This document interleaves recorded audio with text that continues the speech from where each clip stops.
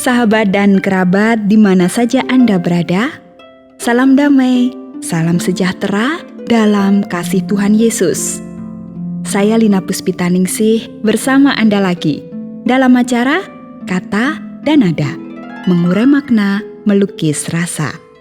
Sahabat, pada edisi hari ini kita akan menikmati sebuah kisah yang sangat menggemparkan sekaligus mengharukan. Diambil dari kitab Injil Yohanes, pasal 11 ayat 1 hingga 44. Kisah ini cukup panjang, namun tentunya pembimbing kita yang setia, Pendeta Freddy Makitan, akan menyadur dengan apik dan menyajikannya ringkas dalam sebuah narasi yang menarik. Menunggu Tuhan menjawab. Itulah judulnya. Saya yakin kisah ini akan menjadi berkat besar buat Anda dan saya. Selamat menikmati.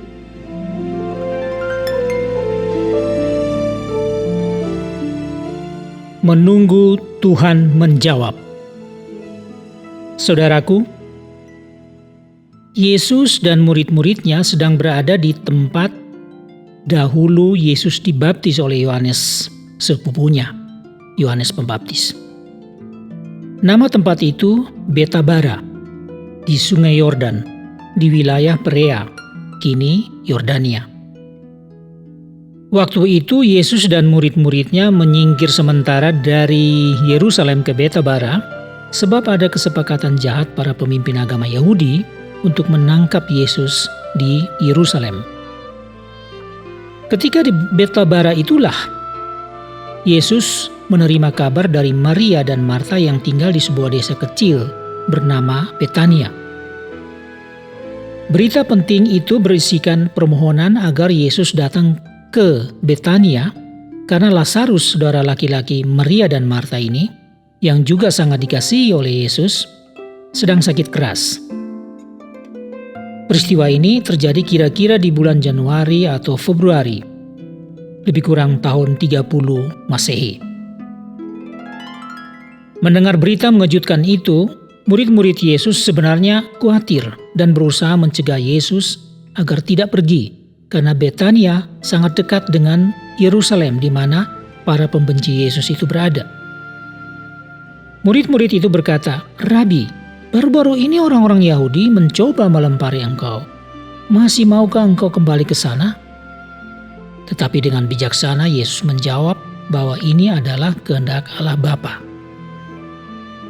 Penyakit Lazarus itu tidak akan membawa kematian, tetapi akan menyatakan kemuliaan Allah, sebab oleh penyakit itu anak Allah akan dimuliakan. Demikian kata Yesus kepada murid-muridnya. Tetapi Thomas pada akhirnya mengajak murid-murid yang lain untuk pergi saja bersama Yesus. "Biarlah kalau kita juga harus mati bersama Yesus," kata Thomas, mendorong teman-temannya. Jarak dari Betabara ke Betania hanya sekitar 40 km atau lebih. Dibutuhkan waktu 2 hari berjalan kaki di waktu siang saja dan dengan tidak terburu-buru. Namun dengan sengaja Yesus menunda keberangkatannya ke Betania sampai 2 hari lamanya. Itu hanya demi kehendak dan ketentuan waktu oleh Allah Bapanya. Sayangnya, Lazarus ternyata meninggal pada hari itu juga saat Yesus menerima berita dari Maria dan Marta. Dan setelah 2 hari tertunda, berangkatlah Yesus. Maka total seluruhnya 4 hari sejak menerima kabar dari Maria dan Marta, barulah Yesus tiba di Betania. 2 hari menunda dan 2 hari perjalanan. Tetapi Lazarus sudah dikuburkan dalam sebuah gua dan jasadnya sudah membusuk. Begitu tahu bahwa Yesus tiba di Betania, Marta segera lari menjumpai Yesus sebelum Yesus tiba di rumah mereka. "Tuhan, sekiranya Engkau ada di sini, saudaraku pasti tidak mati. Tetapi sekarang pun aku tahu bahwa Allah akan memberikan kepadamu segala sesuatu yang engkau minta kepadanya." Begitulah kata-kata Marta terengah-engah dan masih terisak-isak dalam dukanya. meskipun Marta masih menggenggam harapan dalam imannya. Yesus menanggapi Marta, katanya, "Saudaramu akan bangkit. Akulah kebangkitan dan hidup. Barang siapa percaya kepada Aku, ia akan hidup walaupun ia sudah mati." Tak lama kemudian, Maria pun datang menemui Yesus di tempat yang sama. Dan tersungkurlah ia di kaki Yesus sambil berkata, "Tuhan, sekiranya Engkau ada di sini, saudaraku pasti tidak mati." Kata-kata yang sama yang keluar dari lubuk hati dua perempuan sederhana ini membuat saya berpikir. Mereka sangat sedih atas kematian Lazarus, saudara mereka. Mereka menyesali keterlambatan Yesus, Sang Guru dan Tuhan, datang menyembuhkan saudara kekasih mereka. Namun ada pula sekelumit bahagia karena Yesus akhirnya datang juga. Bagaimanapun, kedatangan Yesus ini menjadi penghiburan serta penguatan. Karena itu Maria dan Marta tetap berharap dan percaya bahwa Yesus akan sanggup melakukan apa saja jikalau Ia mau. Meskipun logika mereka tetap sulit mendukung apa yang mereka percayai itu. Lazarus kan sudah 4 hari di dalam kubur. Yesus pun berduka cita. Sangat sedih dan iba melihat kedua perempuan yang polos, tulus dan rendah hati ini. Apalagi saudara laki-laki mereka sudah tiada. Dan tak tahan lagi dalam kesedihannya, Yesus pun menangis juga.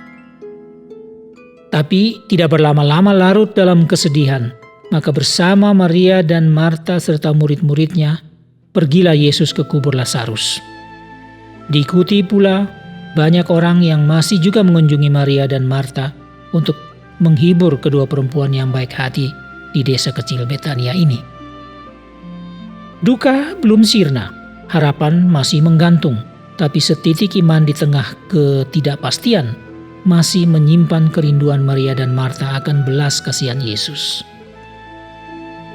Sampai di depan kuburan Lazarus, sambil menatap kubur itu dan dengan wajah penuh kuasa ilahi, Yesus menyuruh orang mengangkat batu penutup kubur itu.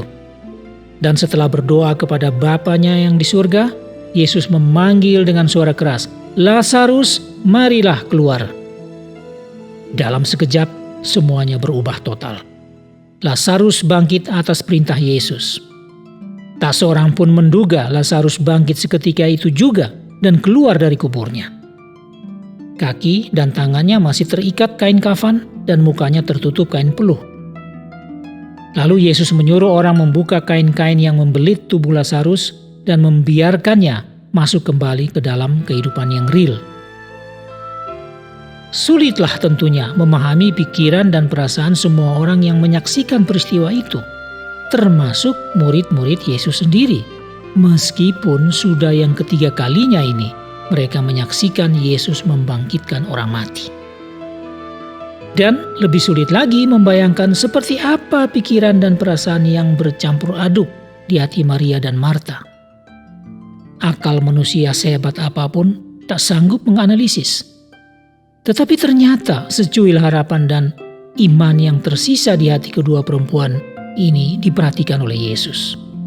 Demikianlah sebuah kisah yang sangat mengagumkan 2000 tahun yang lampau. Nah, dalam perenungan akan kisah ini, teringatlah saya sebuah lagu yang saya dapatkan di YouTube. Lagunya berjudul 4 Days Late, dinyanyikan oleh Karen Peck. Salah satu alinea lagu itu mengatakan, "But you are 4 days late and hope is gone, Lord. We don't understand why you have waited so long, but His way is God's way, not yours or mine. And isn't it great when He's 4 days late, He's still on time." Kita tidak mengerti mengapa Yesus menunda begitu lama, tetapi jalannya adalah jalan Allah. Bukankah 4 hari terlambat itu adalah waktu Tuhan yang tepat?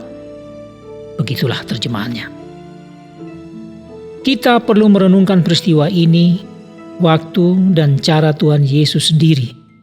Adalah juga hal-hal yang sederhana yang bisa kita belajar dari kehidupan spiritual Maria dan Marta, yakni percaya saja dan berserah total kepada Tuhan Yesus. Tidak perlu berhenti berharap dalam situasi apapun. Tetap saja berdoa dan menangis sehabis-habisnya di hadapannya. Tersungkur di bawah kakinya, di bawah kaki Yesus, sambil terus mengemis belas kasihan dan pertolongan Yesus. Lalu dengan sabar, tapi juga dengan keyakinan penuh, menantikan apa saja yang akan diperbuat Yesus dengan caranya sendiri dan pada waktu yang ditentukannya sendiri. Mungkinkah dia terlambat? Mungkinkah Yesus terlambat menjawab doa siapapun yang percaya dan tetap berharap kepadanya? Tidak. Yesus tahu waktunya yang tepat dan dia tahu caranya yang tepat. Percaya saja, dia, Yesus, tidak akan pernah terlambat. Wow, mungkinkah Yesus diam saja? Mungkinkah Yesus terlambat menjawab doa kita? Oh, tidak. Yesus tahu waktunya yang tepat dan caranya yang tepat. Percaya saja, karena Dia, Yesus, takkan pernah terlambat. Kata-kata inilah yang perlu kita berikan underline.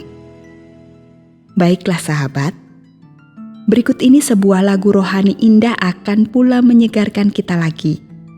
Lagunya berjudul 4 Days Late, dinyanyikan oleh Karen Peck. Dan dengan berakhirnya lagu ini, berakhirlah pula perjumpaan kita hari ini. Terima kasih atas perhatian Anda. Dan saya Lina Puspitaningsih, mohon diri untuk bertemu lagi di edisi berikutnya. Kata dan nada. Have a nice day and bless you. Lazarus is sick, and without your help, he will not last. Mary and Martha watched their brother die.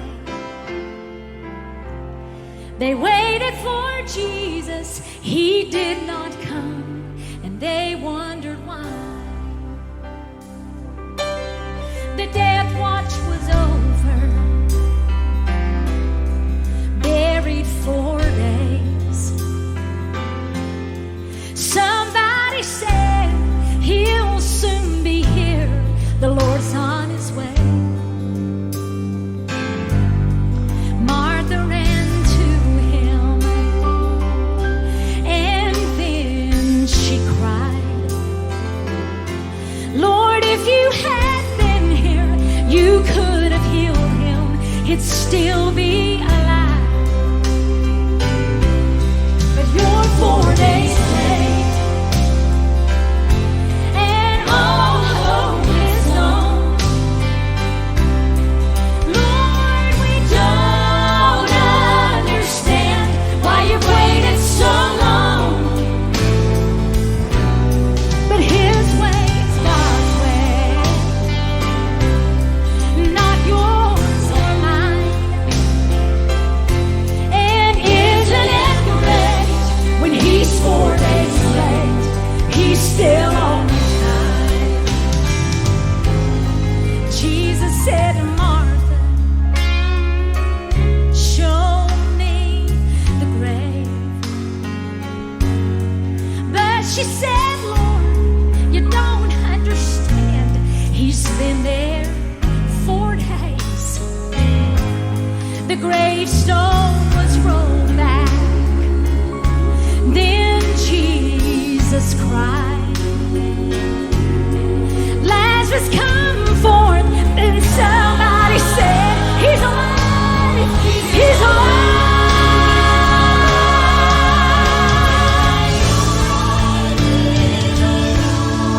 You may be fighting a battle of fear. You've cried to the Lord, I need you now, but he has not appeared. Friend, don't